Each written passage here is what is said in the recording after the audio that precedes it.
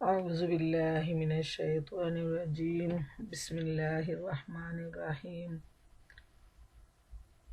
نحمده ونصلي على رسوله الكريم رب اشرح لي صدري ويسر لي أمري واحلل عقدة من لساني يفقهوا قولي মহান আল্লাহ সুবহানাহু ওয়া তাআলার দরবারে অসংখ্য শুকরিয়া, যার দয়া ও মেহেরবানিতে আমরা মহাগ্রন্থ আল কুরআনের দারসুল কুরআন প্রোগ্রাম শুরু করতে যাচ্ছি। বছর ঘুরে আসছে মাহে রমজান। মাহে রমজানের শুভেচ্ছা এবং রমজানুল করিম, রমজানুল মুবারক। আসসালামু আলাইকুম আমার প্রিয় বোনেরা। আজকে আমরা সূরা আল আনামের ধারাবাহিক দার্স 120 থেকে 129 নম্বর আয়াত পর্যন্ত তেলাওয়াত ও তরজমা করে শোনাবে আমাদের বোন জাহানারা। সূরা আল আনআম 120 থেকে 129। আসসালামু আলাইকুম ওয়া রাহমাতুল্লাহি ওয়া বারাকাতুহু। ওয়ালাইকুম আসসালাম ওয়া রাহমাতুল্লাহি ওয়া বারাকাতুহু। রমাদান মুবারক সবাইকে। আউযু বিল্লাহি মিনাশ শাইতানির রাজীম। বিসমিল্লাহির রাহমানির রাহিম।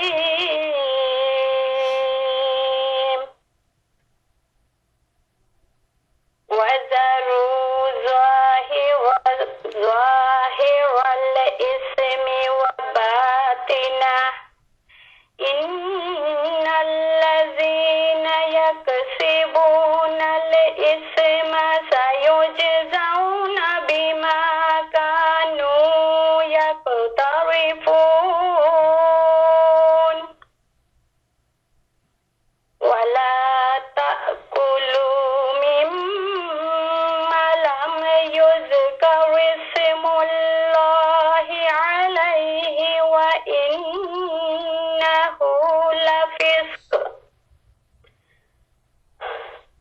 وإن الشياطين ليوحون إلى أوليائهم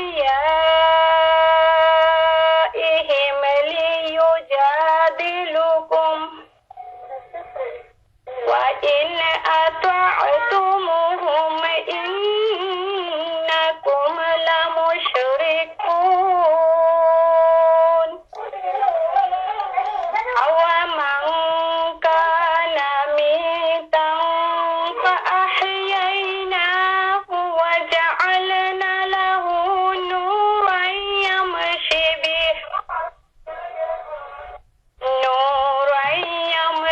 به في الناس كمن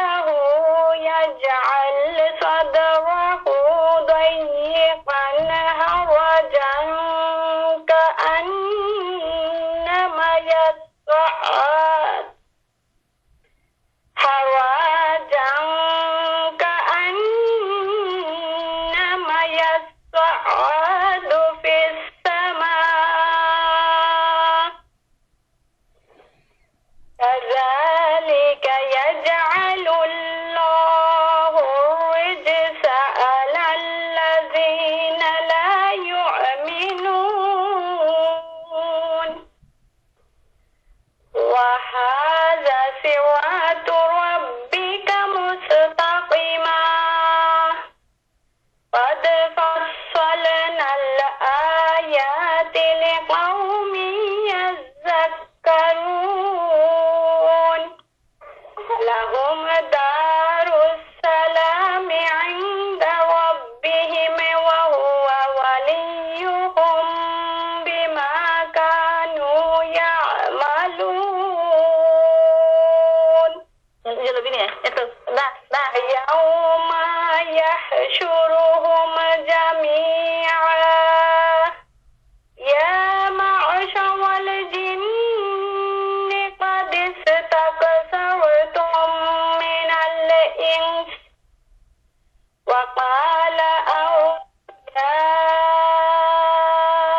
أولياؤهم من الإنس ربنا استمتع بعضنا ببعض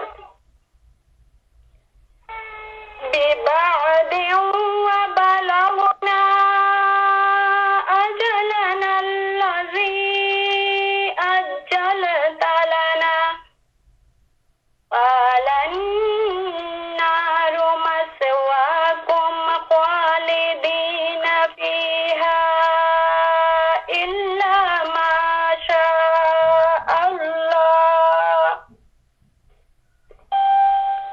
إن ربك حكيم عليم وكذلك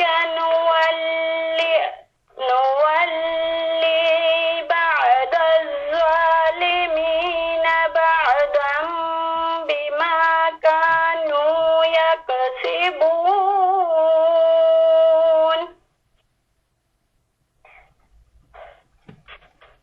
صدق الله العلي العظيم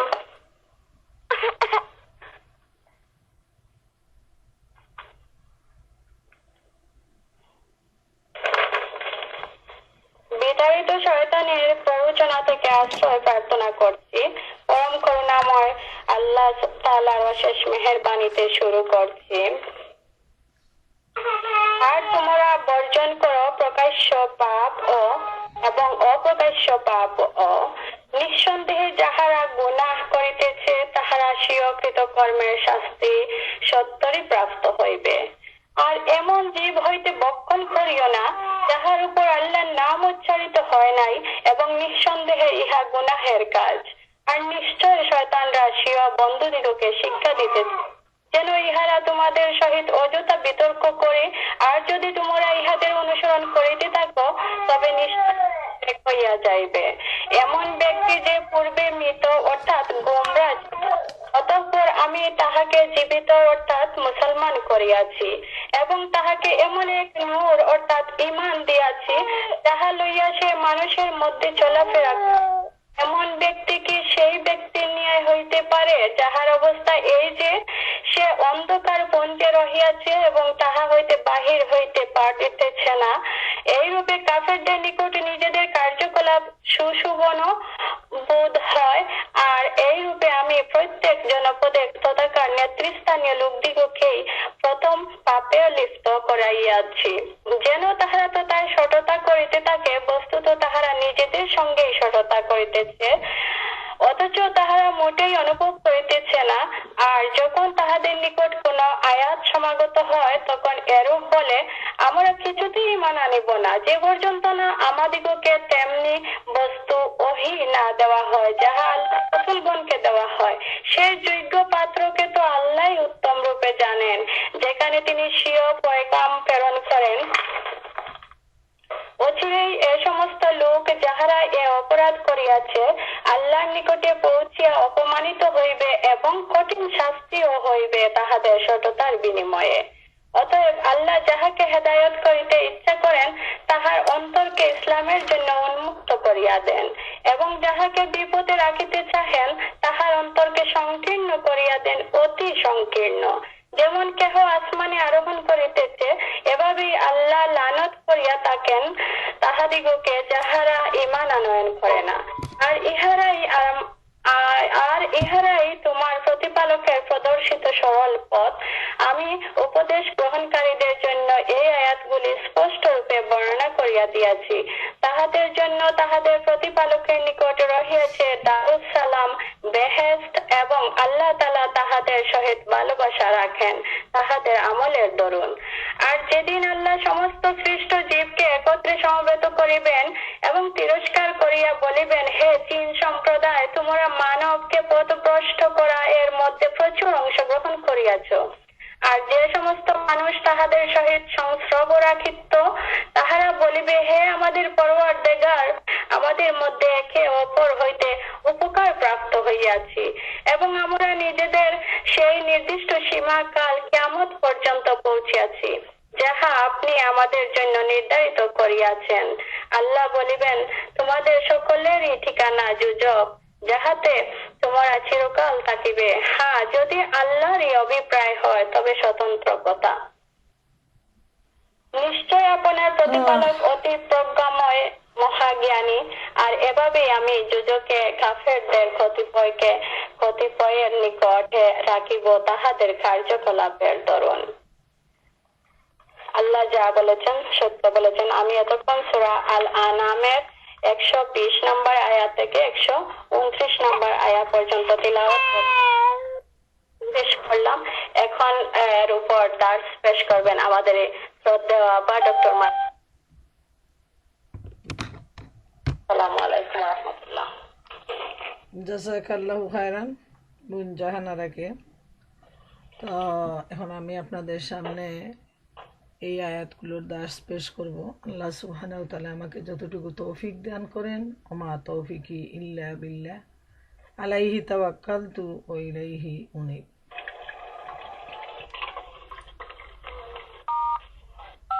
All participants are muted. আল্লাহ সুবহানাহু ওয়া তাআলা সূরা আল আনামের 120 নম্বর আয়াতে ইরশাদ করেন, তোমরা প্রকাশ্য পাপ কাজ পরিত্যাগ করো এবং পরিত্যাগ করো গোপন পাপ কাজ। যারা পাপের কাজ করে তাদেরকে অতি সত্বরই নিজেদের কৃতকর্মের প্রতিফল দেয়া হবে। আল্লাহ সুবহানাহু ওয়া তাআলা পরিষ্কারভাবে এখানে বলছেন যে প্রকাশ্যে গুনাহ এবং অপ্রকাশ্য গুনাহ সবগুলা যেন মানুষ ত্যাগ করে, যেহেতু যা গোপনে করা হয় সেটা আল্লাহ সুবহানাহু ওয়া তাআলা সবচেয়ে ভালো জানেন। হয়তো পুলিশ, FBI সে বিষয়টি উদ্ধার করতে পারে না বিভিন্ন কারণবশত, কিন্তু মহান আল্লাহ রব্বুল আলামিনের কাছে কোনো গোপন পাপই গোপন থাকে না। তাই আল্লাহ তাআলা সতর্ক করে দিচ্ছেন যেন মানুষ এই চিন্তা না করে যে আমি গোপনে এই কাজটা করলাম আর কেউ জানবে না, হয়তো দুনিয়ার মানুষ না জানবে, কিন্তু আসল মালিক যিনি তিনি এই কাজটি জানবেন এবং তাকে এর বদলা তিনি দান করবেন। আল্লাহ তাআলা পরিষ্কারভাবেই বলে দিচ্ছেন যে সে যে কাজ করবে সেটা অবশ্যই এর বদলা সে লাভ করবে, এতে কোনো সন্দেহ নাই।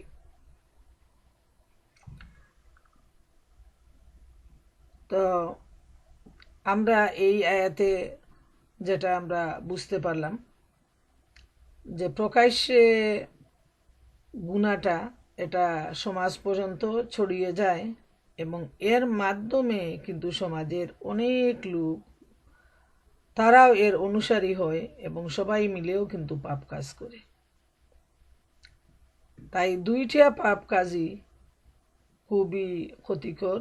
যেমন মুজাহিদ রহমতুল্লাহ আলাইহি হতে বর্ণিত আছে, এর দ্বারা ওই পাপ কাজকে বোঝানো হয়েছে যা কাজে পরিণত করার নিয়ত কোনো আমলকারী করেছে।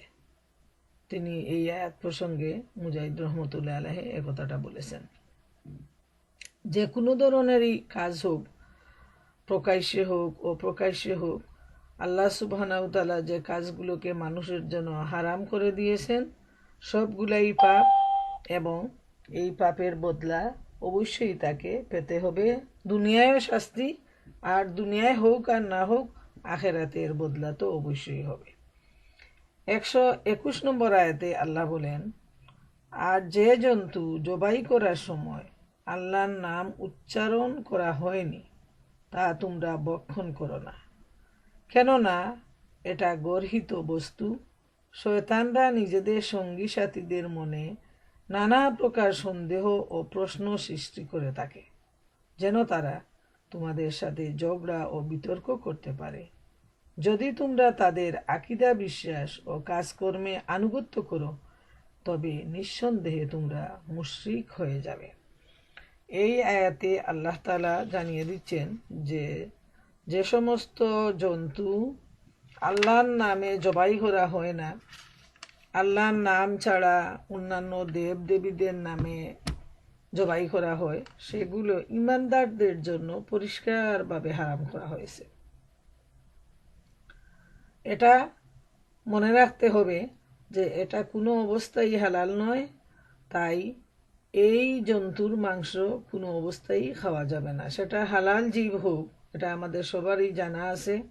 তারপরও এই আয়াত প্রসঙ্গে আমাদের আলোচনা করা প্রয়োজন যে আল্লাহর নাম নেয়া ছাড়া যে জন্তু জবাই করা হয় সেটা ঈমানদারদের জন্য হারাম। অতএব এটা মাংস কোনো অবস্থায় খাওয়া যাবে না, এ সম্পর্কে আল্লাহ সুবহানাহু ওয়া তাআলা পরিষ্কারভাবে নিষেধ করে দিয়েছেন।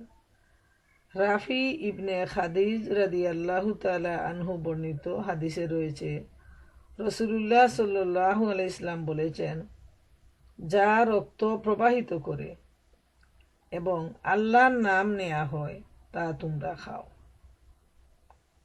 এই হাদিসটি সহিহ বুখারী ও সহিহ মুসলিমে রয়েছে। রাসূলুল্লাহ সাল্লাল্লাহু আলাইহি সাল্লাম জিনদেরকে বলেন, তোমাদের জন্য প্রত্যেক সেই হাড্ডি হালাল যার উপর আল্লাহর নাম নেওয়া হয়েছে। সুবহানাল্লাহ। যেহেতু জিন আর মানুষের জন্য জান্নাত এবং জাহান্নাম, তাই জিন আর মানুষের জন্য হালাল হারামের বিধান সমান। এই আয়াত থেকে, এই হাদিস থেকে আমাদের কাছে এটা পরিষ্কার হয়ে গেল যে নবী করিম সাল্লাল্লাহু আলাইহি ওয়াসাল্লাম জিনদের উদ্দেশ্যও বলছেন যে তোমরা এটা যে জন্তু আল্লাহর নাম নিয়ে জবাই করা হয়েছে সে জন্তুর হাড্ডি অস্থি তোমাদের জন্য হালাল।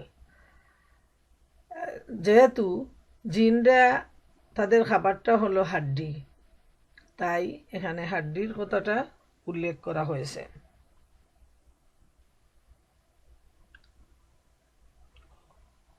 ইকরামা রাদিয়াল্লাহু আনহু হতে বর্ণিত, তিনি বলেন, একবার কুরাইশ মুশরিক লোকেরা পারস্যের লোকদের নিকট পত্র লিখল এবং পারস্যের লোকেরা পত্র লিখল কুরাইশ মুশরিকদের নিকট। তারা উল্লেখ করল, মুহাম্মদ এবং সাহাবীরা একথা ধারণা করেছে যে তারা আল্লাহর হুকুমের অনুসরণ করছে, অথচ আল্লাহ স্বর্ণের ছুরি দিয়ে যে পশু জবাই করেন তা মুহাম্মদ ও তার সাথীরা মৃত বলে ভক্ষণ করে না, আর নিজেরা যা জবে করে তা তারা ভক্ষণ করে। এ পত্র পেয়ে মুশরিকরা সাহাবীদের এ মর্মে পত্র লিখল। এতে কারো কারো মনে কিছুটা খটকা সৃষ্টি হলো এবং এই ঘটনার পরিপ্রেক্ষিতে আল্লাহ সুবহানাহু ওয়া তাআলা এই আয়াত করিমা নাজিল করেন। সুবহানাল্লাহ। যে মুশরিকদের অবস্থা চিন্তা করে দেখেন, তারা নিজেদের মধ্যে কতটুকু ঐক্য, এক দেশ থেকে অন্য দেশে তারা সচেতন করতেছে তাদের সঙ্গী সাথীদেরকে। যখন মহাগ্রন্থ আল কুরআনে আল্লাহ সুবহানাহু ওয়া তাআলা হালাল হারামের বিধান নাজিল করলেন এবং পরিষ্কারভাবে জানিয়ে দিলেন যে আল্লাহর নামে জবাইকৃত পশু হারাম, এছাড়া বাদ বাকিগুলো হালাল এবং বাকি সবগুলো হচ্ছে হারাম। আল্লাহর নাম না নিয়ে যে পশু মৃত হয় বা জবাই করা হয় সেগুলো সব হারাম। এই বিধানটা শুনে ওরা কিন্তু একে অন্যর সাথে মুসলমানদেরকে ক্রিটিসাইজ করে তারা চিঠি লিখল যে আল্লাহ তো তার সোনার চাকু দিয়েই জবাই করেন, এর মানে যে কোনো ধরনের জন্তু যেটা মরে যায় তো ওটাকে তারা বলছে যে আল্লাহর জবাইকৃত পশু। তারা তো মৃত পশুও ভক্ষণ করে। এবং যারা দেবদেবীর নাম নিয়েও জবাই করে, সবগুলাকে তারা বলতেছে যে আল্লাহ সোনার চাকু দিয়ে জবাই করেন, আর মুসলমানরা ওটা নিয়ে বাড়াবাড়ি করে ওটা তারা খায় না, যেটা আল্লাহ জবাই করেন সেটা তারা খায় না। দেখেন কত ধরনের বিভ্রান্তিমূলক অপপ্রচার, যে যারা মুসলিম তাদের মনে স্বাভাবিকভাবে খটকা সৃষ্টি হবেই, যে হ্যাঁ তাই তো, আল্লাহই তো মারেন, আল্লাহই তো জীবন দেন, আল্লাহই তো মৃত্যু দেন, আর ওইটা কেন মুসলমানরা খায় না। কি ধরনের অপপ্রচার এবং বিভ্রান্তমূলক প্রচারণা তারা করে।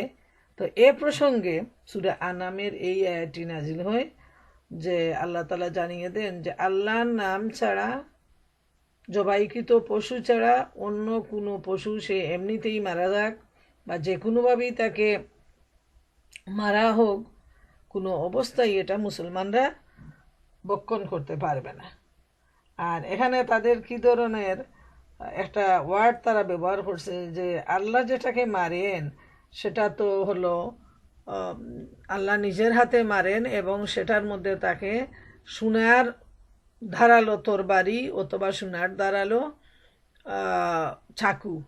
আর মানুষ যেটাকে জবাই করে ওইটা তো সাধারণ চাকু দিয়ে জবাই করে। তাইলে মুসলমানরা ওইটাকে কেন, আল্লাহর মারা পশু ওইটাকে কেন খায় না, আর নিজেরা যেটা জবাই করে ওইটা তারা খায়? এই ধরনের একটা ভ্রান্ত প্রচারণা তারা সমাজে ছড়িয়ে দিল। আর তার জবাবে আল্লাহ তাআলা এখানে ইমানদারদেরকে জানিয়ে দিলেন যে স্পষ্ট সত্য যে ব্যাপারটা সেটা। আর 122 নম্বরে আল্লাহ তাআলা ইরশাদ করেন, এমন ব্যক্তি যে ছিল প্রাণহীন, তৎপর তাকে আমি জীবন দান করি এবং তার জন্য আমি এমন আলোকের ব্যবস্থা করে দেই যার সাহায্যে সে জনগণের মধ্যে চলাফেরা করতে পারে। সে কি এমন কোনো লোকের মতো হতে পারে যে ডুবে আছে অন্ধকার পুঞ্জের মধ্যে, তা হতে বের হওয়ার পথ পাচ্ছে না? এরূপেই কাফেরদের জন্য তাদের কার্যকলাপ মনোহর বানিয়ে দেয়া হয়েছে। সুবহান আল্লাহ তাআলা। আল্লাহ তাআলা এখানে বলে দিচ্ছেন যে যারা মৃত তাদেরকে আল্লাহ তাআলা জীবন দান করেন এবং হেদায়েতের আলো দেন। এখানে মনে রাখবেন, মৃত বলতে যে স্বাভাবিক মৃত সেটা নয়, বরং আল্লাহ তাআলা এই মৃত বলতে বুঝাতে চাচ্ছেন যে যারা জীবিত থাকা অবস্থায়ও, যারা সত্যের পথ চিনতে পারে না, যারা চুপ থাকা সত্ত্বেও তারা সত্যকে দেখতে পায় না, যারা ভালো মন্দ বিচার করার কোনো ক্ষমতা নেই, যে আল্লাহ সুবহানাহু ওয়া তাআলা তাদেরকে জীবন দিয়েছেন, যিনি তাদেরকে প্রতিপালন করেন প্রতিটা মুহূর্তে, আল্লাহ সুবহানাহু ওয়া তাআলার দয়ার মাধ্যমেই মানুষ বেঁচে থাকে। তারপরও এই মানুষরা যখন আল্লাহর হেদায়েতের বাণী তারা চিনতে পারে না, বুঝতে পারে না, এদেরকে আল্লাহ রব্বুল আলামিন মৃতের সাথে তুলনা করেছেন। এরা মানুষ প্রাণ হিসাবে জীবিত, কিন্তু মানুষ হিসাবে, আসল মানুষ হিসাবে মৃত। এদের অন্তরে কোনো চেতনা নেই, এদের অন্তর সত্যকে চিনতে পারে না। তাই আল্লাহ তাআলা এখানে অত্যন্ত সুন্দরভাবে একটা কথা বলছেন, যে যারা প্রাণহীন, যাদের মধ্যে কোনো যে সত্যকে চিনার মতো হৃদয় ছিল না, আল্লাহ রব্বুল আলামিন তাদেরকে সত্য চিনার, আলোকে গ্রহণ করার, হেদায়েতের আলোকে গ্রহণ করার যে সুযোগ দিয়েছেন, এবং এই সুযোগ লাভ করে সে দুনিয়ায় চলাফেরা করতেছে, সত্যকে চিনতেছে, বুঝতেছে এবং এই সত্যের পথে সে জীবনযাপন করতেছে। এমন মানুষের সাথে যারা অন্ধকারে ডুবে আছে, যারা হেদায়েতের পথে নেই, সিরাতুল মুস্তাকিমের পথ যারা চিনতে পারে না, এই দুই ধরনের মানুষ কোনোদিন সমান হতে পারে না। সুবহানাল্লাহ। যে আল্লাহকে চিনে, আল্লাহর জন্য যে জীবন দেয় এই মানুষ, আর যে তার সৃষ্টিকর্তা, যে তার মালিক আল্লাহ সুবহানাহু ওয়া তাআলাকে চিনে না, এই দুই মানুষ কোনোদিন সমান হতে পারে না। এটা একেবারেই স্বাভাবিক ব্যক্তি। মুমিন ব্যক্তি যে প্রথমে মৃত ছিল, অর্থাৎ সে পথভ্রষ্টতার মধ্যে লিপ্ত ছিল, তাকে আল্লাহ জীবিত করলেন, অর্থাৎ ঈমান রূপ সম্পদ দান করলেন।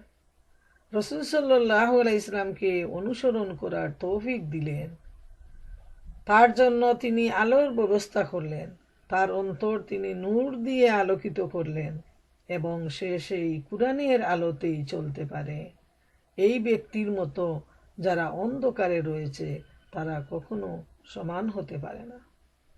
নবী করিম সাল্লাল্লাহু আলাইহি ইসলাম এ সম্পর্কে বলেছেন, আল্লাহ তাআলা স্বীয় মাখলুককে অন্ধকারের মধ্যে সৃষ্টি করেছেন, তারপর তিনি এর উপর আলো বর্ষণ করেছেন। যে ব্যক্তি ওই আলো বা নূর পেয়ে গেল সে হেদায়েত লাভ করলো, আর যে ওটা পেল না সে দুনিয়াতে পথভ্রষ্ট রয়ে গেল। আল্লাহ সুবহানাহু ওয়া তাআলা যেন আমাদেরকে আলো দান করেন, হেদায়েতের আলোর মধ্যে যেন আমাদেরকে জীবন যাপন করার তৌফিক দান করেন। যেমন সূরা বাকারার 257 নম্বর আয়াতে আল্লাহ রাব্বুল আলামিন ইরশাদ করেন, আল্লাহু ওয়ালিয়ুল্লাযীনা আমানু ইখরিজুহুম মিনাজ যুলুমাতি ইলান নূর ওয়াল্লাযীনা কাফারু আউলিয়াউহুমুত তাগুত ইখরিজুনাহুম মিনান নূরি ইলাজ যুলুমাত উলাইকা আসহাবুন নার হুম ফিহা খালিদুন। এরশাদ হচ্ছে, যারা আল্লাহর উপর ঈমান আনে আল্লাহ তাআলাই হচ্ছেন তাদের সাহায্যকারী বন্ধু। তিনি অন্ধকার থেকে তাদের আলোতে বের করে নিয়ে আসেন। অপরদিকে যারা আল্লাহকে অস্বীকার করে বাতিলি হয়ে থাকে তাদের সাহায্যকারী, তারা তাদের দিনের আলো থেকে কুফরির অন্ধকারের দিকে নিয়ে যায়। এরাই হচ্ছে জাহান্নামের অধিবাসী, সেখানে তারা থাকবে চিরকাল। আল্লাহ আমাদেরকে মাফ করুন। চাইলে সূরা বাকারার 257 নম্বর আয়াতে আমাদের কাছে পরিষ্কার হয়ে গেল যে যারা আলোর পথে থাকে তারা হচ্ছে আল্লাহর বন্ধু, আর যারা কুরআন থেকে বিভ্রান্ত হয়ে অন্য পথে চলে তারা হচ্ছে শয়তানের বন্ধু, তারা হবে জাহান্নামী। আর যারা আল্লাহর বন্ধু তাদের তো কিসমতের কথা আর কিছু বলার মতো নাই। যারা আল্লাহর বন্ধু তারা জান্নাতের অধিবাসী, তারা নবীর সাথী। 123 নম্বর আয়াতে আল্লাহ পাক ইরশাদ করেন, আর এরূপভাবেই আমি প্রত্যেক জনপদে ওর শীর্ষস্থানীয় লোকদেরকে পাপাচারী করেছি, যাতে তারা সেখানে নিজেদের ধোঁকা, প্রতারণা ও ষড়যন্ত্রের জাল বিস্তার করে। মূলত তারা শুধু নিজেদেরকে নিজেরা ধোঁকা দেয়, অথচ তারা অনুভব করতে পারে না।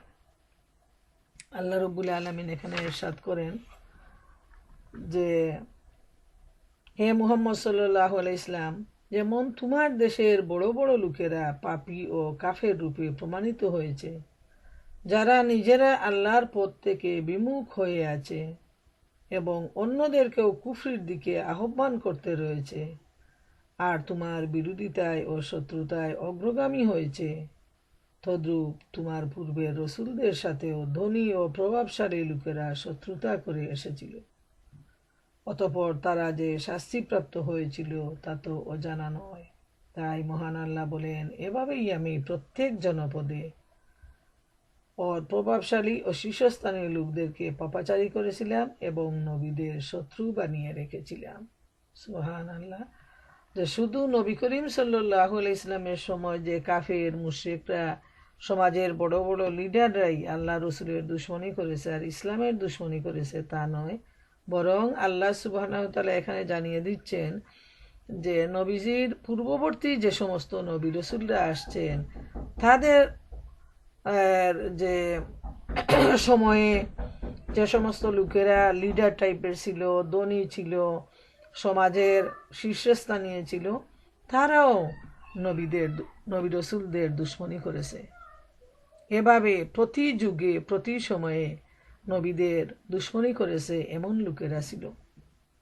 এটা শুধু যে নবী করিম সাল্লাল্লাহু আলাইহি ইসলামের সময় তা নয়, বরং পূর্ববর্তী সমস্ত নবী রসুলের সময় এ ধরনের দুঃখাবাজ, প্রতারণা বা ষড়যন্ত্রের জাল বিস্তার করার মতো লোকেরা ছিল, যারা সব সময় নবী রসুলদেরকে তারা নানাভাবে নির্যাতন করে ফিরেছে।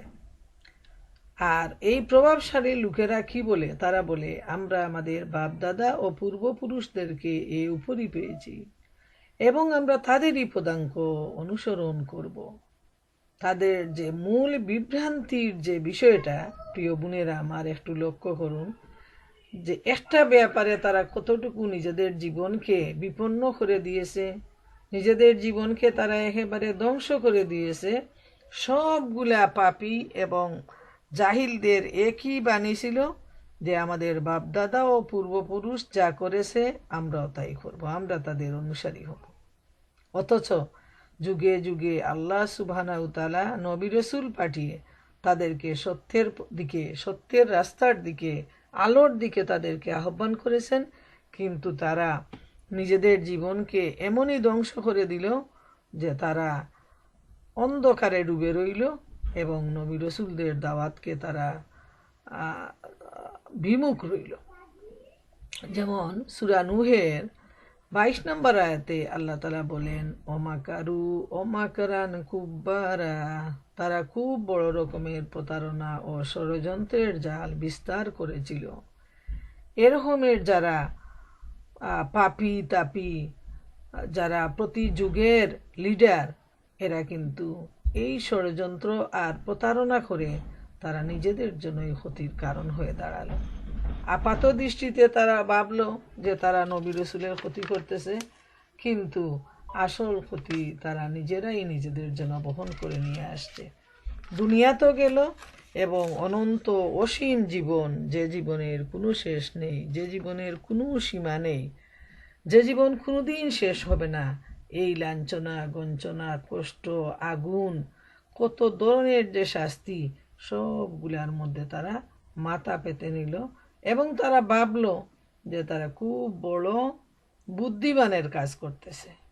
ইসলামের ক্ষতি করে, নবী রাসূলদের নির্যাতন করে, যারা ইসলামের অনুসারী তাদেরকে দুঃখা দিয়ে, প্রতারণা করে, নানাভাবে নির্যাতন করে তারা ভাবলো যে তারা খুব বড় বুদ্ধিমানের কাজ করতেছে।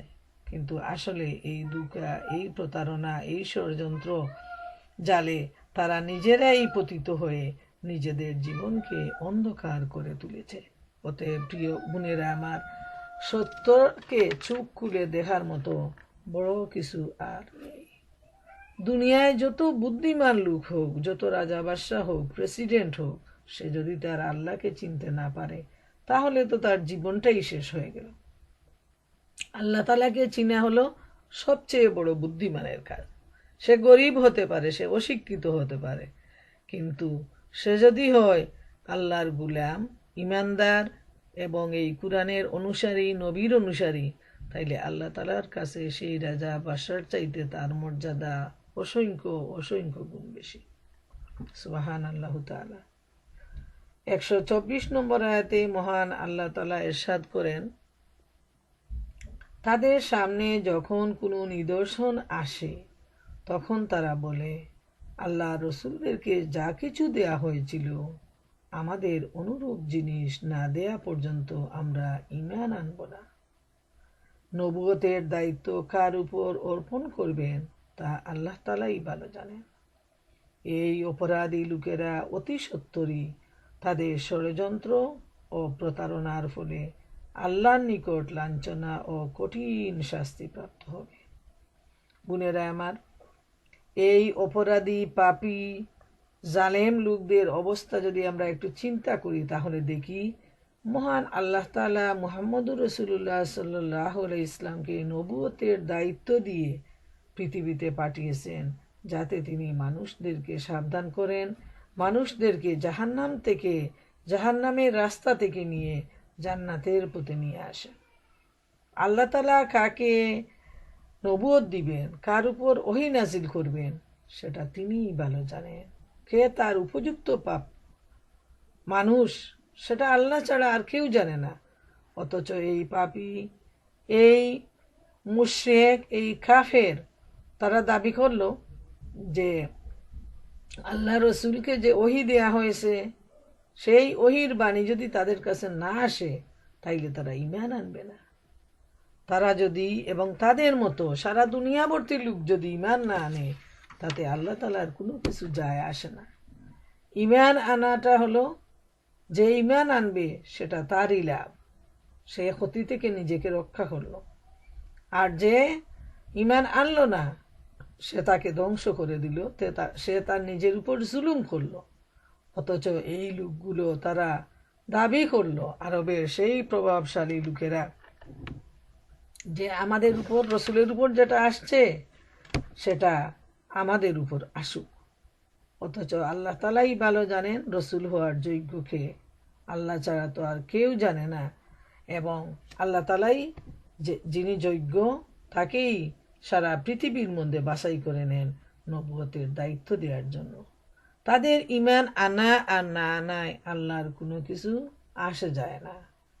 এই দুর্ভাগারা নবী মুহাম্মদ সাল্লাল্লাহু আলাইহি ইসলামের ফজিলত, বংশমর্যাদা, গোত্রীয় সম্মান এবং তার জন্মভূমি মক্কার শ্রেষ্ঠত্ব সম্পর্কে পূর্ণ ওয়াকিফাল ছিল।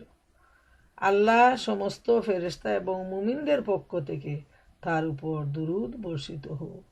এমনকি ওই লোকগুলো তার নবুয়ত লাভের পূর্বেও নবী করিম সাল্লাল্লাহু আলাইহি ইসলামের মধুর ও নির্মল চরিত্রের এমনভাবে প্রশংসা করত, এমনভাবে স্বীকারোক্তি করত যে তাকে তারা আলামিন, আমানতদার, বিশ্বস্ত, সত্যবাদী বলেই তারা জানতো এবং তারা এ নামেই তাকে উপাধি দিয়েছিল। কাফিরদের নেতা আবু সুফিয়ান পর্যন্ত তার সত্যবাদিতায় এত প্রভাবান্বিত ছিল যে যখন রোম সম্রাট হিরাক্লিয়াস তার সম্পর্কে, তার বংশ সম্পর্কে আবু সুফিয়ানকে জিজ্ঞেস করেছিলেন, তখন সে নিঃসংকোচে উত্তর দিয়েছিল, আমাদের মধ্যে তিনি অতি সম্ভ্রান্ত বংশীয় লোক। তারপর হিরাক্লিয়াস জিজ্ঞেস করেন, এর পূর্বে কখনো কি তিনি মিথ্যাবাদী প্রমাণিত হয়েছিলেন? আবু সুফিয়ান বলেছিল, না। এটা আমরা গত সিরাতে আলোচনা করেছি যে হিরাক্লিয়াস আবু সুফিয়ানকে ডেকে নিয়ে যে প্রশ্নগুলা করেছিল, সবগুলা প্রশ্নের জবাব এমনভাবে দিয়েছিলেন আবু সুফিয়ান যে তিনি তো মিথ্যা বলতে পারেননি। তাই সত্য যা বলেছিলেন সবগুলোই আল্লাহ রসুল সাল্লাল্লাহু আলাইহি ইসলামের পক্ষে ছিল। সুবহান আল্লাহ। তো এই অপদার্থ লোকেরা, এই অহংকারী লোকেরা যে মানুষটাকে সারা জীবন আলামিন বলেই জানত, শুধুমাত্র দিনের দাওয়াত দেওয়ার কারণে তার উপর তারা নির্যাতন শুরু করে দিল এবং তারা তখন তাকে মিথ্যাবাদী বলে তারা সাব্যস্ত করল। এবং শুধু লিডার নয়, একজন নয়, দুইজন নয়, সমস্ত লিডাররা মিলে, সমস্ত কওমের লোকেরা মিলে নবী করিম সাল্লাল্লাহু আলাইহি ইসলামের প্রতি এত নির্যাতন করলো যে শেষ পর্যন্ত আল্লাহর হুকুমে তিনি মক্কা ছেড়ে মদিনায় হিজরত করতে বাধ্য হলেন। রাসূলুল্লাহ সাল্লাল্লাহু আলাইহি ইসলাম বলেন, আল্লাহ তাআলা ইব্রাহিম আলাইহিস সালামের সন্তানদের মধ্য হতে ইসমাইল আলাইহিস সালামকে মনোনীত করেছেন।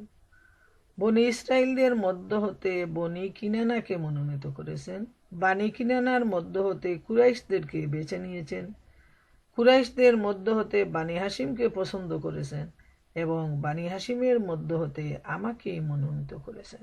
সহিহ বুখারীতে আবু হুরায়রা রাদিয়াল্লাহু তাআলা আনহু বর্ণনা করেছেন, রাসূলুল্লাহ সাল্লাল্লাহু আলাইহি সাল্লাম বলেছেন, বানি আদমের উত্তম যুগ একের পর এক আসতে রয়েছে, শেষ পর্যন্ত ওই উত্তম যুগে এসে গেছে যার মধ্যে আমি রয়েছি। সুবহানাল্লাহ। হযরত আব্বাস রাদিয়াল্লাহু তাআলা আনহু হতে বর্ণিত আছে, একদা রাসূলুল্লাহ সাল্লাল্লাহু আলাইহি সাল্লাম মিম্বরের উপর আরোহণ করে বলেন, আমি কে? জনগণ উত্তরে বলেন, আপনি আল্লাহর রাসূল। তখন তিনি বলেন, হ্যাঁ, আমি হচ্ছি মুহাম্মদ ইবনে আব্দুল্লাহ ইবনে আব্দুল মুত্তালিব সাল্লাল্লাহু আলাইহি সাল্লাম। যেহেতু প্রত্যেক নবী তার বংশের সবচেয়ে উচ্চ বংশে জন্ম নেন, আল্লাহ তাআলার যেখান সেখান থেকে নবী মনোনীত করেন না। যারা নবী হন তারা সমাজের শ্রেষ্ঠ মানুষ, পৃথিবীর শ্রেষ্ঠ মানুষ এবং শ্রেষ্ঠ বংশ, যাদেরকে সবাই সমীহ করে মর্যাদা দেয়, এমন বংশ থেকে নবী রসুলদের জন্ম হয়। এবং মহানবী সাল্লাল্লাহু আলাইহি ইসলামও বনি হাসিম গোত্রের ছিলেন, যেটা ছিল আরবের মধ্যে সম্মানিত একটা বংশ, সম্মানিত গোত্র। আল্লাহ মাখলুকাত সৃষ্টি করেন এবং স্বীয় মাখলুকাতের মধ্যে আমাকে সবচেয়ে উত্তম করে সৃষ্টি করেন। নবী করিম সাল্লাল্লাহু আলাইহি ইসলাম নিজেই তার পরিচয় তুলে ধরেছেন তার বাণীতে। লোকদেরকে তিনি দুদলে ভাগ করেন এবং আমাকে উত্তম দলের অন্তর্ভুক্ত করেন।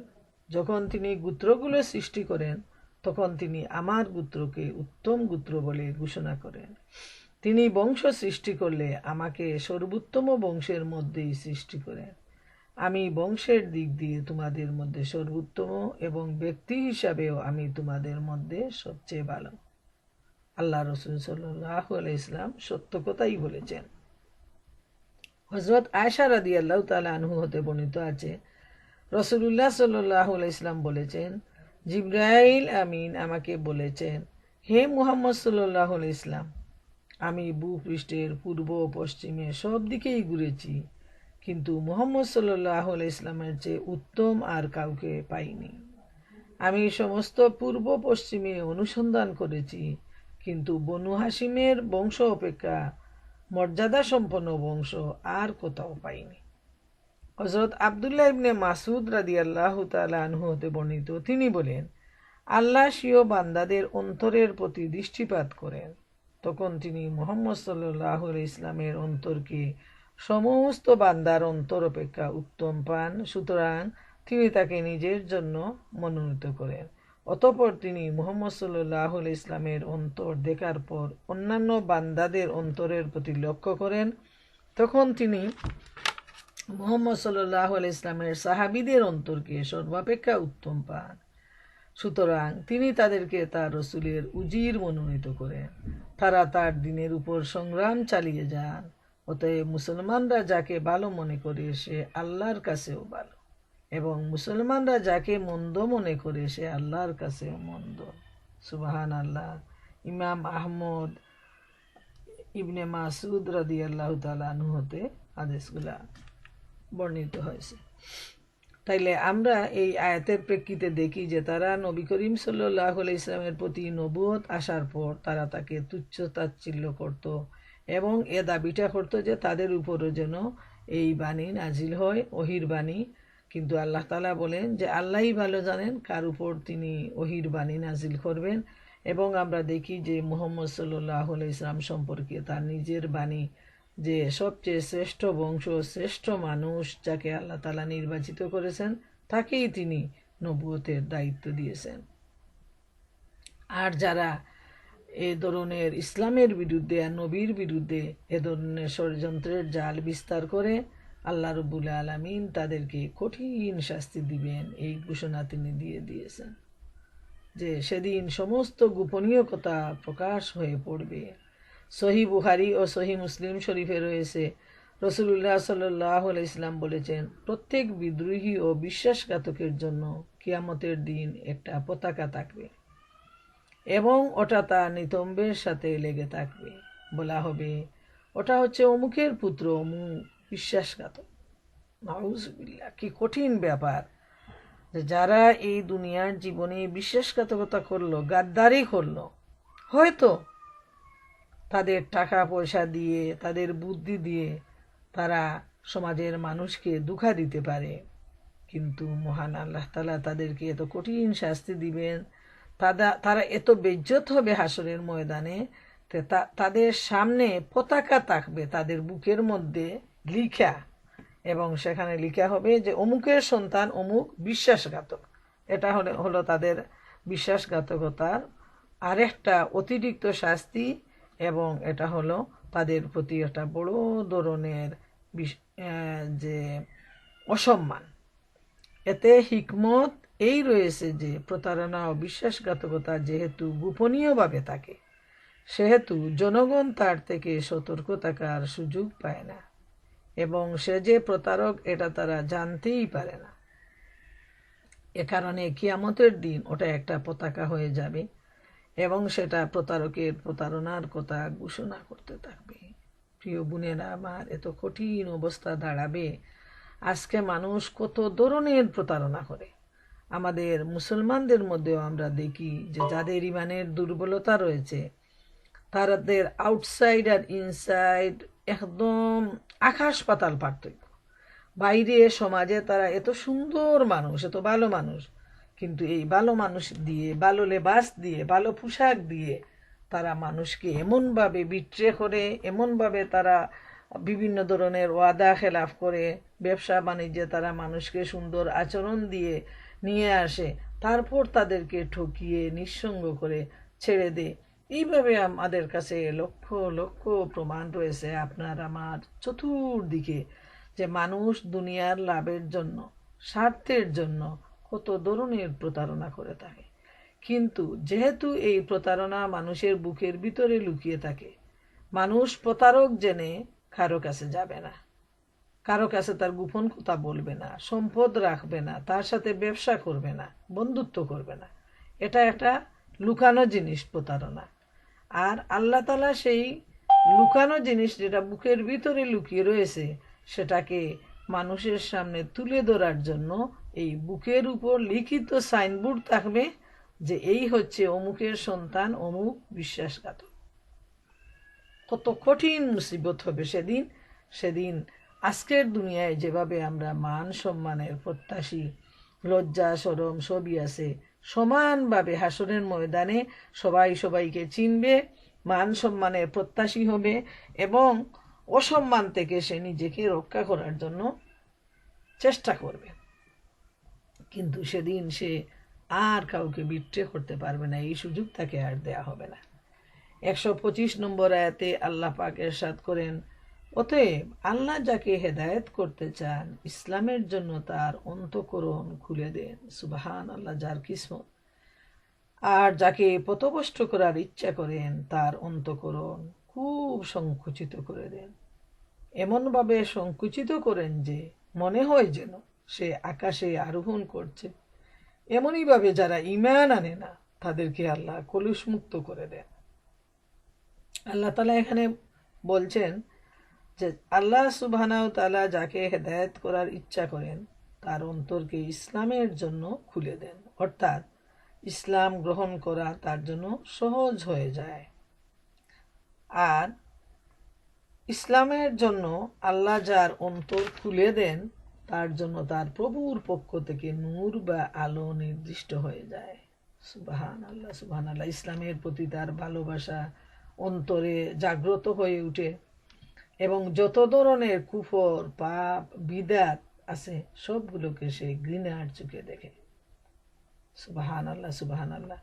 আমরা আজকেও দেখি, এই মুহূর্তেও আমরা এর প্রমাণ পাই যে যাদের অন্তর ইসলামের জন্য আল্লাহ তাআলা খুলে দিয়েছেন তারা অধীর আগ্রহে, তারা অপেক্ষায় থাকে কখন এই সময়টা আসবে আর আমরা মহাগ্রন্থ আল কুরআন জানবো, আমরা বুঝবো। এই আকাঙ্ক্ষা নিয়ে তারা দিন গুনতে থাকে, ঘন্টা গুনতে থাকে এবং সময় মতো তারা এই সুন্দর পবিত্র প্রোগ্রাম তারা শুনে এ থেকে উপকৃত হওয়ার চেষ্টা করে। মন বেকুল হয়ে থাকে যে আমরা কিভাবে আল্লাহর কালাম শুনবো, এ থেকে আমরা শিক্ষা গ্রহণ করব, এ থেকে আমরা হেদায়াত নেব। আমরা এই আয়াত থেকেই তার বাস্তব প্রমাণ আমরা পাই যে আল্লাহ তাআলা অন্তরটা খুলে দেন, ইসলামের জন্য খুলে দেন, এমন ভালোবাসা সৃষ্টি করে দেন যে সে অন্যান্য কাজকর্ম, অন্যান্য আরাম আয়েশ সুখ সুবিধা সব কিছু ত্যাগ করে সে অপেক্ষায় থাকে যে কোথায় আমাকে নিয়ে যাওয়া হবে, কোথায় আমি যাব, কোথায় আমি আলোর সন্ধান পাব, কোন মাহফিলে যাব, কোরআনের কোন আলোচনা আমি শুনব। এই ধরনের প্রাণপণ প্রচেষ্টায় সে সারাক্ষণ সে লিপ্ত থাকে। সুবহান আল্লাহ। এবং আমরা তার প্রমাণ পাই যে অনেকেই আসে এই ধরনের প্রোগ্রামে, দেখে শুনে চলে যায়, তার অন্তর আল্লাহ তাআলা খুলে দেন না, এজন্য সে এখানে মজা পায় না, তার ভালোবাসা সৃষ্টি হয় না এই কুরআনের আহ্বানে। আর যার অন্তর কুরআনের আহ্বানে বিগলিত হয়ে যায়, ভালোবাসা সৃষ্টি হয়, আল্লাহ তার প্রাণ খুলে দেন এবং সে ঘন্টার ঘন্টা সময় এই কুরআনের মাহফিলে কাটিয়ে দেয়। তার কাছে ভালোই লাগে। দুনিয়ার অন্যান্য সমস্ত কিছু থেকে কুরআনের আলোচনা, কুরআনের আহ্বান সেই মানুষটার কাছে প্রিয় হয়, যার অন্তর্জগৎ আল্লাহ তাআলা খুলে দেন। সুবহান আল্লাহ। আর যার অন্তর খোলা হয় না, তার অন্তরটা এত সংকীর্ণ হয়ে যায় যে সে পাপের দিকে, বেদাদের দিকে, অন্যায়, অবিচার, যত ধরনের খারাপ কাজ আছে সবগুলা তার কাছে এত শুভনীয় হয় যে এর পিছনে পিছনে সে দৌড়াতে থাকে।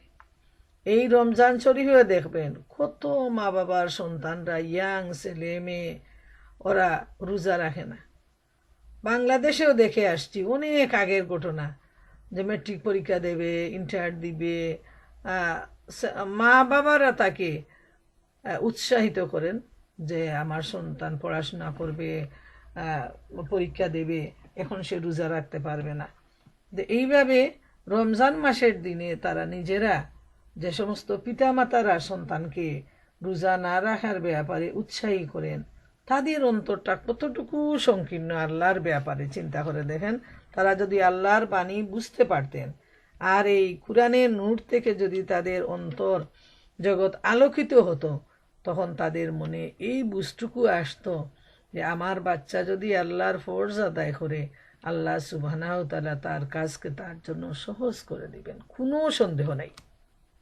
আপনার সন্তান রোজা নাই রাখলো, এনার্জিটা সে অর্জন করলো, কিন্তু পরীক্ষার দিন যদি একটা অ্যাক্সিডেন্ট হয়ে যায়, বড় ধরনের একটা অসুখ বিসুখ হয়ে যায়, কে তাকে রক্ষা করবে? সেই মহান আল্লাহই তো বাঁচাবেন। এই ঈমান আর বিশ্বাস নিয়ে যদি আমরা আল্লাহর হুকুম পালন করি, তাহলে এর মধ্যে রয়েছে রহমত এবং বরকত, নিয়ামত, সবকিছু। আবু জাফর হতে বর্ণিত আছে, রাসূলুল্লাহ সাল্লাল্লাহু আলাইহি ইসলামকে জিজ্ঞেস করা হয়, মুমিনদের মধ্যে কোন ব্যক্তি অধিক বুদ্ধিমান ও জ্ঞানী? তিনি উত্তরে বলেন, যে ব্যক্তি খুব বেশি মৃত্যুকে স্মরণ করে এবং যে ব্যক্তি মৃত্যুর পরবর্তী সময়ের জন্য সবচেয়ে বেশি প্রস্তুতি গ্রহণ করে।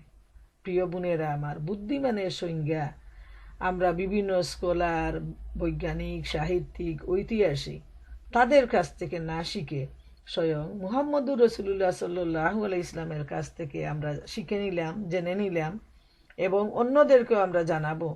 আমরা তো যখন তখন যাকে তাকে বুদ্ধিমান বলি, জ্ঞানী বলি, কিন্তু আল্লাহ রসুলের ভাষায় যে ব্যক্তি বেশি মৃত্যুকে স্মরণ করে এবং মৃত্যুর পরবর্তী জীবনের জন্য কাজ করে, সেই হলো বুদ্ধিমান। তাইলে বুদ্ধিমান কাকে বলে এটা আমরা সবাই মনে রাখবো। আর এই আয়াত সম্পর্কে যখন আল্লাহ রসুল সাল্লাল্লাহু আলাইহি ইসলামকে জিজ্ঞেস করা হয় যে আল্লাহ তাআলা যে তার অন্তরটা খুলে দেবেন, তখন হে আল্লাহ রসুল সাল্লাল্লাহু আলাইহি ইসলাম, কিভাবে অন্তরকে খুলে দেয়া হয়? আল্লাহ রসুল জবাব দিলেন, একটা নূর অন্তরে নিক্ষেপ করা হয়, যার ফলে অন্তর খুলে যায় ও প্রশস্ত হয়ে যায়। অর্থাৎ মানুষের মধ্যে সংকীর্ণতা অবশিষ্ট থাকে না। জনগণ পুনরায় জিজ্ঞেস করেন, কারো অন্তর যে খুলে গেছে এটা কি করে জানা যায়? আল্লাহ নবী বলেন, এর পরিচয় এভাবে পাওয়া যায় যে সে পরকালের দিকে ঝুঁকে পড়ে, দুনিয়ার প্রতি তার আসক্তি থাকে না এবং মৃত্যু আসার পূর্বেই এজন্য সে প্রস্তুতি গ্রহণ করে থাকে। সুবহান আল্লাহ। প্রিয় বোনেরা আমার, এত সুন্দর আল্লাহ রসুলের বাণী যে কিভাবে বুঝবো আমরা সেটাও তিনি বলে দিয়েছেন, যে অন্তর যে কিভাবে খুলে যায়, কিভাবে আল্লাহ তাআলা খুলে দেন এবং সেটা বুঝার উপায় কি। আসলেই তো আখেরাতের প্রতি যার ভয়, ভালোবাসা এবং মহব্বত, দুনিয়ার প্রতি তার মহব্বত কমে আসে। দুনিয়ার বন্ধুত্ব, দুনিয়ার আত্মীয়তা, দুনিয়ার আসা যাওয়া, বেড়ানো, আনন্দ ফুর্তি, এগুলোতে তার সময় দেওয়ার মতো মানসিকতা থাকে না। বরং সে টাইম আর এনার্জি সেভ করে সে আল্লাহর কালামকে জানার চেষ্টা করে, সে নফল নামাজ পড়ে, তসবিহ পড়ে, ইবাদত বন্দেগীতে সে লিপ্ত হয় আল্লাহ রব্বুল আলামিনকে খুশি করার জন্য।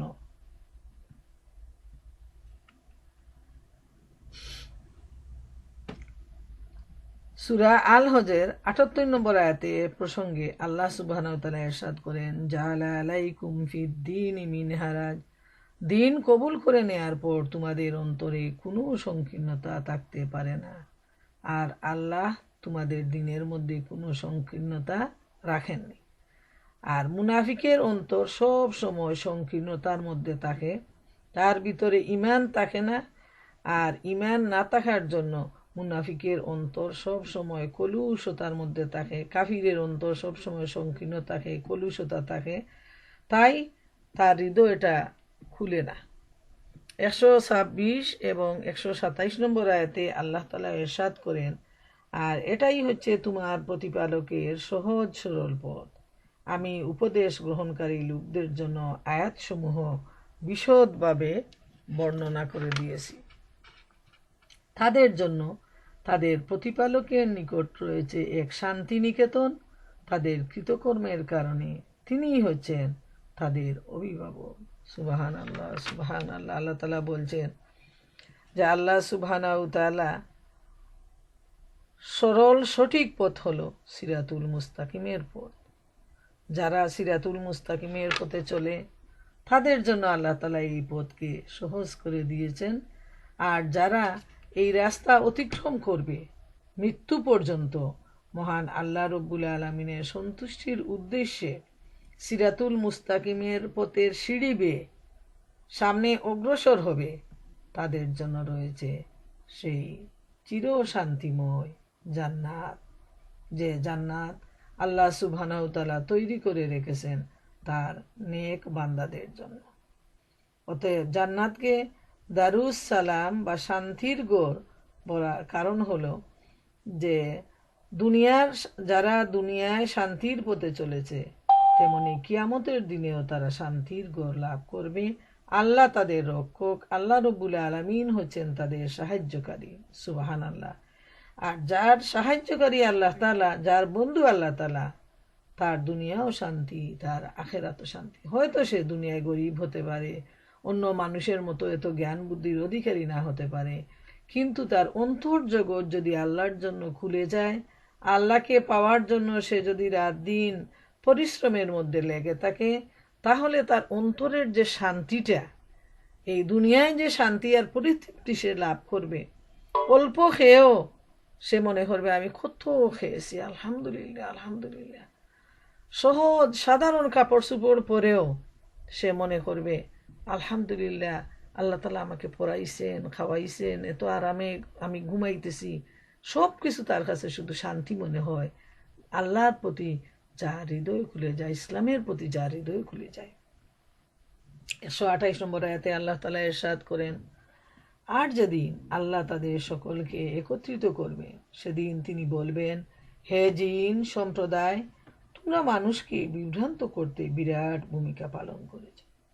আর ওদের মধ্যে যাদের মানুষের সাথে বন্ধুত্বের সম্পর্ক ছিল তারা স্বীকারোক্তিতে বলবে, হে আমাদের প্রতিপালক, আমরা একে অপরের দ্বারা উপকৃত হয়েছি, যা আপনি আমাদের জন্য নির্দিষ্ট করে রেখেছিলেন। তখন আল্লাহ তাআলা সমস্ত কাফের জিন ও মানুষকে বলবেন, জাহান্নামই হচ্ছে তোমাদের বাসস্থান, তাতে তোমরা চিরস্থায়ীভাবে থাকবে। তবে আল্লাহ যাদেরকে চাইবেন তারাই তা থেকে মুক্তি পেতে পারে। তোমাদের প্রতিপালক অতিশয় প্রজ্ঞাময় এবং অত্যন্ত জ্ঞানবান। সুবহানাল্লাহ। আল্লাহ রব্বুল আলামিন যখন সব মানুষকে একত্রিত করবেন হাসরের ময়দানে, সেদিন এই জিনদেরকে ডেকে বলবেন যে যারা তাদের বন্ধু, যাদেরকে তারা বিভ্রান্ত করেছিল, সবাইকে একসাথে ডেকে তারা তখন স্বীকার করবে আল্লাহ রব্বুল আলামিনের সামনে। এবং আল্লাহ তাআলা তখন তাদেরকে বলবেন যে আজ তোমাদের জায়গা হলো জাহান্নাম, এবং এখানেই তোমরা স্থায়ীভাবে বসবাস করবে। এখান থেকে যদি আল্লাহ তাআলা দয়াপরবশ হয়ে কাউকে মুক্তি দেন, সেটা হলো আল্লাহর ব্যাপার। না হয় এই জাহান্নাম থেকে মুক্তি পাওয়ার আর কোনো উপায় নেই। হযরত হাসান রহমতুল্লাহ আলাইহি বলেন, ওই শয়তানরা আদেশ করত আর এই মূর্খ অজ্ঞ মানুষেরা এর উপর আমল করত। যে যারা শয়তানি কাজে ব্যস্ত থাকে তারা কিন্তু ওই শয়তানদের আদেশ তারা পালন করে, এবং তাদের ওই সমস্ত কাজকর্ম তাদের কাছে এত মোহনীয় করে তুলে ধরে শয়তান, এত চাকচিক্যময় করে তুলে ধরে মা বাবাও যদি নিষেধ করে, অন্যান্য মানুষরাও যদি নিষেধ করে, তারা ওই নিষেধের অমান্য করে এবং শয়তানের আদেশ পালনে তারা তৎপর হয় এবং খুব আনন্দ ফুর্তিতে তারা শয়তানের নির্দেশ পালন করে। তখন এই শয়তান আর তারা হাসরের ময়দানে একত্রিত হবে এবং জাহান্নামেও তারা একসাথে থাকবে। জুরায়েজ রাদিয়াল্লাহু তাআলা আনহু বলেন, অজ্ঞতার যুগে কোনো লোক সফররত অবস্থায় কোনো উপত্যকায় রাস্তা হারিয়ে গেলে বলতো, আমি এই উপত্যকার সবচেয়ে বড় জিনের আশ্রয় প্রার্থনা করছি। এটাই হতো ওইসব মানুষের উপকার লাভ। কিয়ামতের দিন তারা এরই ওজর পেশ করবে। আর জিনদের মানুষদের নিকট থেকে উপকার লাভ হলো, মানুষ তাদের সম্মান করত, তাদের কাছে সাহায্য প্রার্থনা করত, ফলে মানুষদের নিকট থেকে তাদের মর্যাদা লাভ হতো। তাই তারা বলতো, আমরা জিন ও মানুষের নেতা। নাউজুবিল্লাহ। এইভাবে দেখা যায় যে একদল যে জাড়, তাবিজ, তুমার এগুলো করে, তারা কিন্তু ওই জিনদেরকে ডেকে এনে জিনদের কাছ থেকে পরামর্শ নিয়ে তারা অনেক ধরনের জাড় ফুঁক করে। তো এরাও কিন্তু খুব আল্লাহ তাআলা তাদের উপর খুবই রাগান্বিত এবং তারা শাস্তির উপযুক্ত।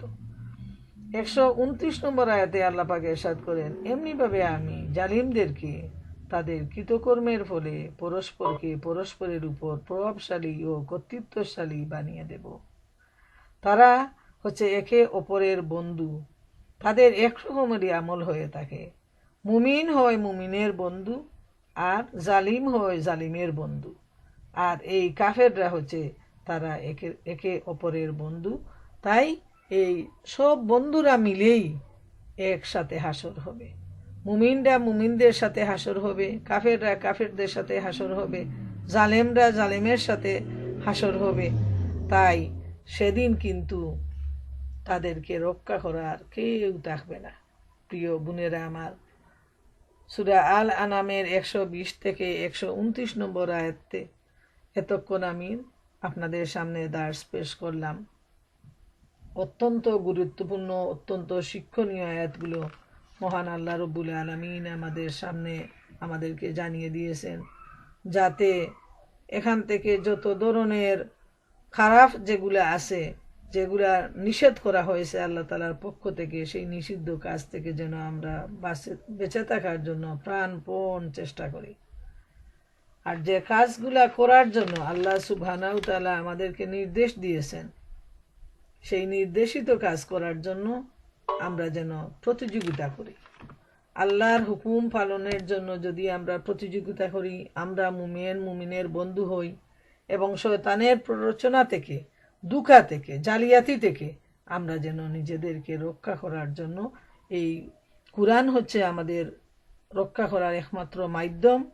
এই কুরআন থেকে সাহায্য নিয়ে, কুরআন থেকে উপদেশ নিয়ে আমরা যেন আমাদের নিজেদেরকে রক্ষা করতে পারি। আল্লাহ সুবহানাহু ওয়া তাআলা আমাদের সবাইকে তৌফিক দিন।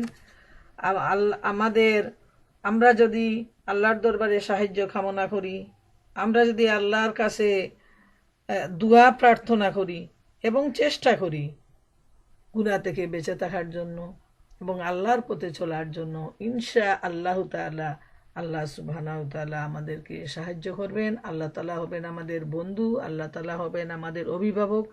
অতএব পবিত্র রমজান শরীফের 2 রমজানে আমরা সবাই এখানে মিলিত হওয়ার তৌফিক পেয়েছি, সুযোগ পেয়েছি এই কনফারেন্সের মাধ্যমে। সবাইকে নিয়ে আমি আল্লাহর দরবারে এই প্রার্থনা করব, তিনি যেন আমাদের অন্তরকে ইসলামের জন্য খুলে দেন, আমাদের অন্তর জগৎ যেন আলোকিত হয় কুরআনের আলোয়, আমরা যেন আল্লাহর প্রিয় বান্দা হতে পারি আর নবী করিম সাল্লাল্লাহু আলাইহি ইসলামের প্রিয় উম্মত হতে পারি এবং সে অনুযায়ী আমরা আমল করতে পারি। রমজানের দোয়া আল্লাহ তাআলা ফিরাইয়ে দেন না। আল্লাহ, তুমি আমাদের দোয়াকে কবুল করো, তুমি আমাদেরকে হেদায়েত নসিব করো। যে সমস্ত বোনেরা প্রাণপণ অপেক্ষায় থাকেন একটা সপ্তাহ এই দিনের জন্য, এই সময়ের জন্য, তাদেরকে নিয়ে প্রতি সপ্তাহে অনেক বছর থেকে আমরা এই কুরআনের দার্স দিয়ে যাচ্ছি। আল্লাহ, তুমি আমাদের এই আকুলতাকে, এই বেকুলতাকে, এই অপেক্ষাকে, আকাঙ্ক্ষাকে কবুল করে নিয়ে হাসরের ময়দানের কঠিন মুসিবতে আমাদেরকে মাফ করে দিও। জাহান্নামের আগুন আমাদের জন্য হারাম করে দিও, আর জান্নাত তুমি আমাদের ভাগ্যে নসিব করে দিও।